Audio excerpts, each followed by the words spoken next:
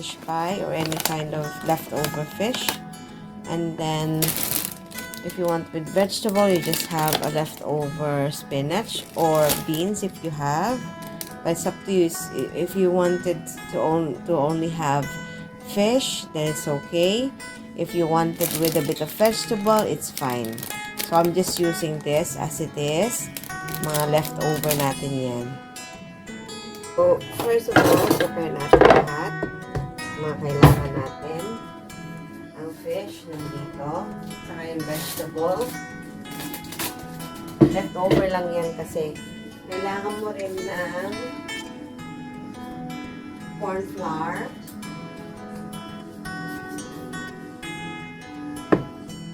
Ganyan.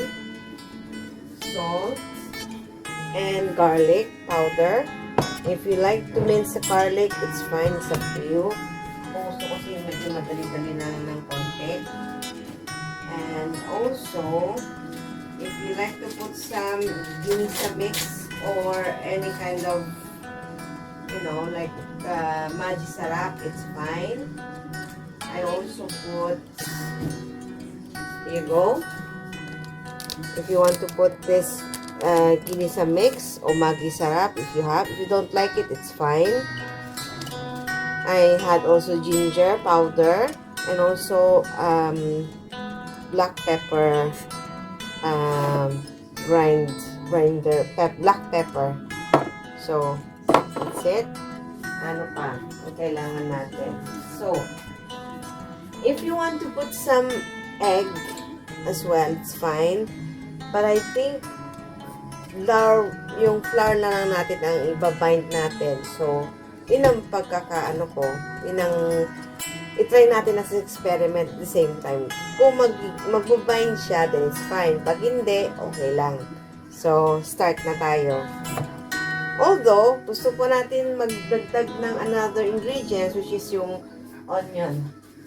If you like to put onion in it, it's fine. If you have a scallions or spring onions, you can use those. Sorry. So, ito. Chak-chak na tayo. So, first of all, hugasan natin muna yung fish. Any kind of fish naman, pwede naman eh. So, ang gagawin natin mga frozen fish. Mas mura kasi minsan ang mga frozen fish dito. So, iba.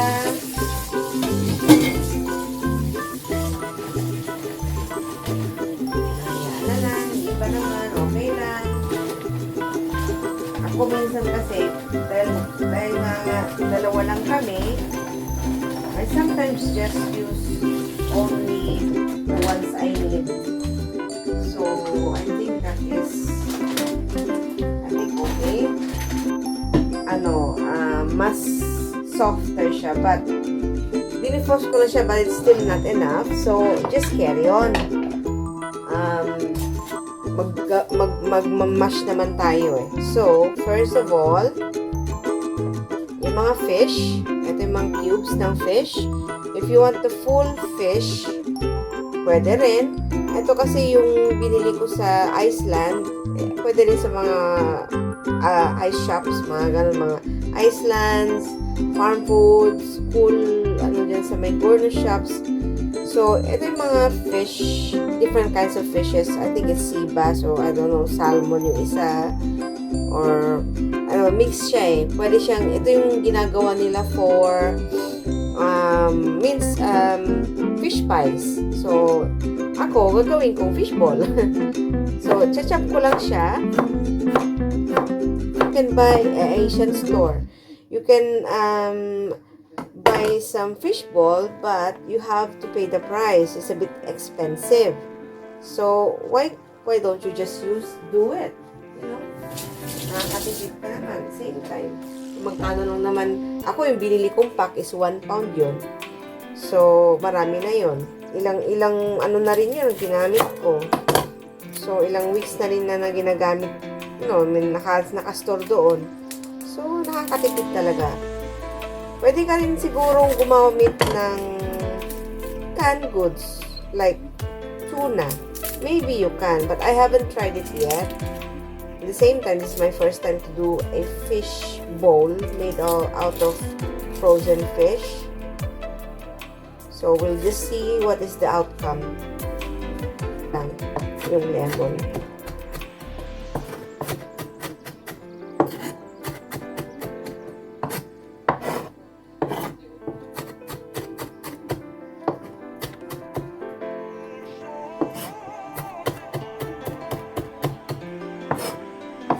Ilang ilalagay nyo, ganun.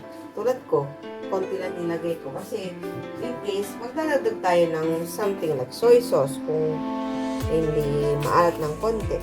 Then, this one is garlic granules. So, just put a bit of garlic. Ayan, may kasi ako sa garlic. Well, siguro 1 teaspoon. And then,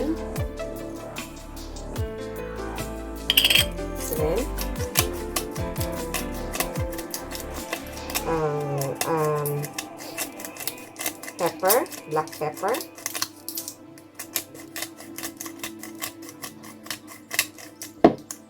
If you want to put chili on it, it's fine. It's up to you. But because very sensitive din ako sa chili masyado. I like chili, but I don't particularly put too much chili on my food.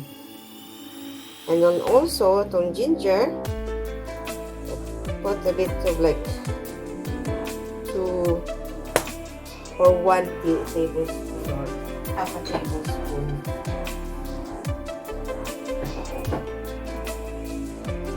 Okay. Then, yung ating flour, magamit tayo ng spoon. So, ito na siya. So, lalagyan na natin. Bago pala lalagyan natin ng flour, alam mo ito, yung beans natin. Kung gusto mo, maglagay ka na. So, ang gagawin natin, hugasan natin yung beans. So, ano mo na lang ganyan. Pinch mo lang siya. Rough. Kasi, if you want a perfect cut, then you have to cut it by knife. Or shears, or yung shears ng kitchen, yung shears is yung scissor, you know, the kitchen scissor, if you want to use them. If not, it's okay. Ayan. Watch yung how to prepare it, but then I have to make it on my own, a little bit of my twist, something like that. So it's a guide for me to make a food, a meal.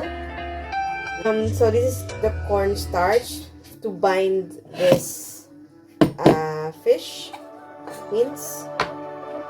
So maybe I'll just put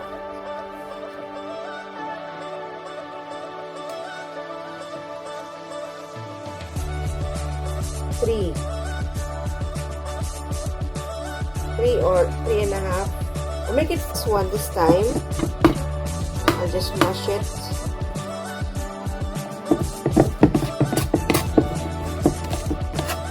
Ready na siya. Painitin natin muna yung oil para ready na siya anytime. Kuha tayo ng plate. Maybe mga iba dyan, nakabayan natin, mas magaling po silang gumawa nito. As I said, I'm not a perfect cook. I'm just cooking for my family. Again. So please, don't judge. So, ayan. Okay. Right. So, ayan na siya. It's okay. So,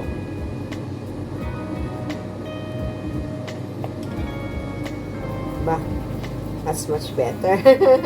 Compare yung kanina, medyo runny siya eh. So, You can judge naman talaga. Yan. See? Medyo basa siya ng konti, but it's not as runny as earlier. So, that one. Next one.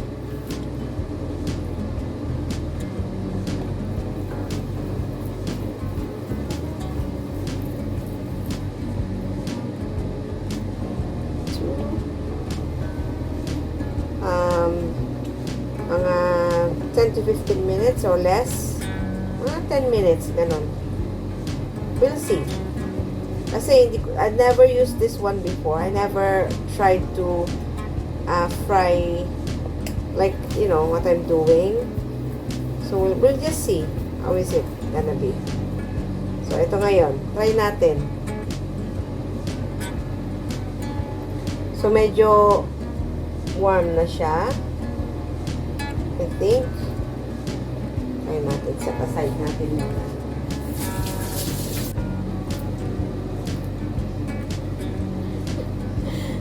Nawala na yung bilog. But it's okay. Tayo rin naman nakakain. So, try. So, it's okay. I think. So, we'll just see. Kasi sabi nila, pagka nagpiprito ka ng deep fry, pag medyo lumutang yung niluluto mo, luto na yun ng konti. But I'm not quite sure with this one now. So, tingnan natin. Kasi ano lang naman to experiment. So, we shall see. So, don't quote me, ha?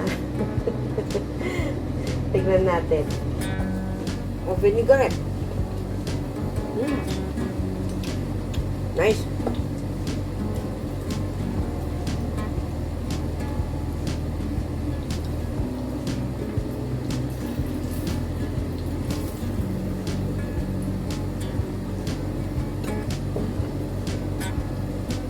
Kasi, gumagawa ko ng food ko ngayon dahil nga, as you can see, magtitipid tayo kahit papano.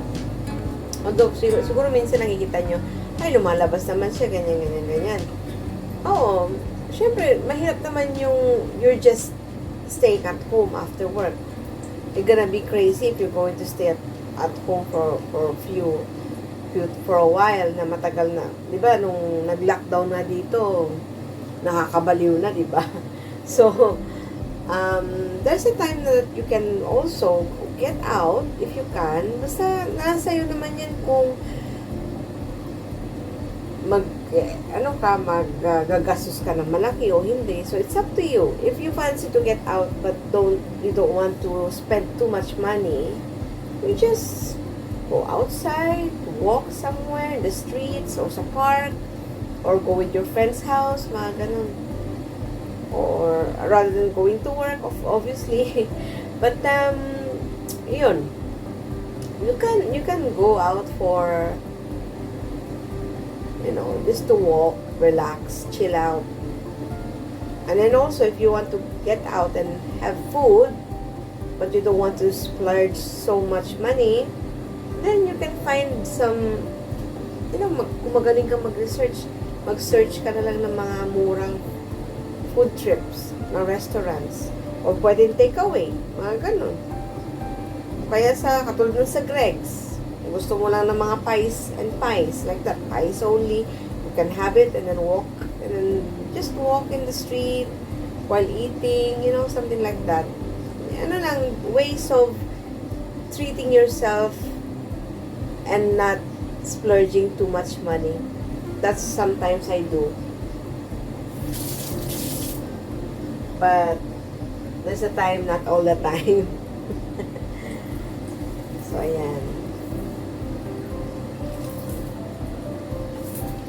Bhaji, patawag naman sa Indian food. Similar to bhaji ang ano niya, itsura niya.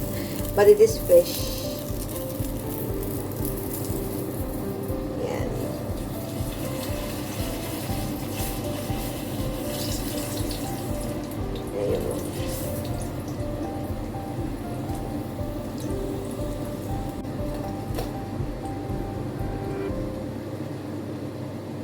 See? It's not a beautiful sight to see, but it is nice. Highly recommend, especially Lenten season ngayon. So, if I were you, have this one. Try this one.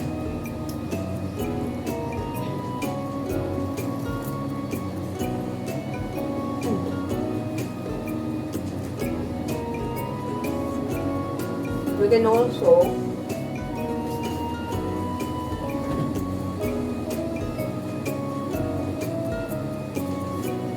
tayong yung mayonnaise lumix sa parang anong tawag ito? Yung prawn cocktail sauce. Masarap din siya. Any kind of sauce. Speaking of sauce, gagawa tayo ng sauce ngayon pala. While we're doing this, we're cooking it. Just simple. Simple sauce lang gagawin natin. Ito.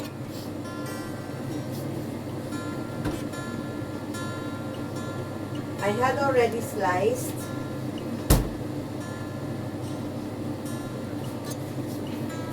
lemon, leftover lemon. Recently lang to. So, and then honey. And then soy sauce.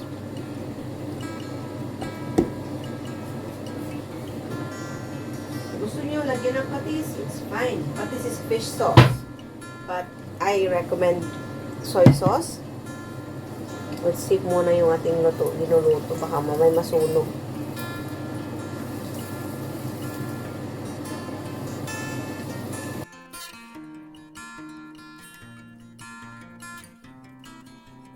To follow this recipe, I can just put details down on the description box below. Enjoy and have a good tasting.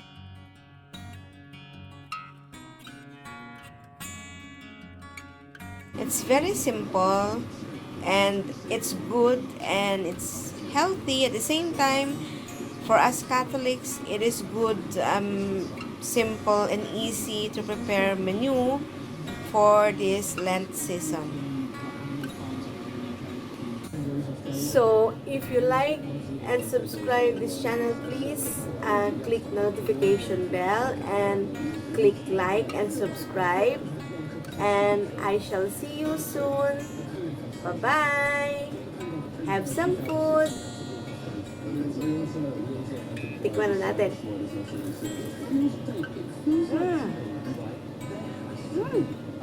Usok-usok pa. Nice.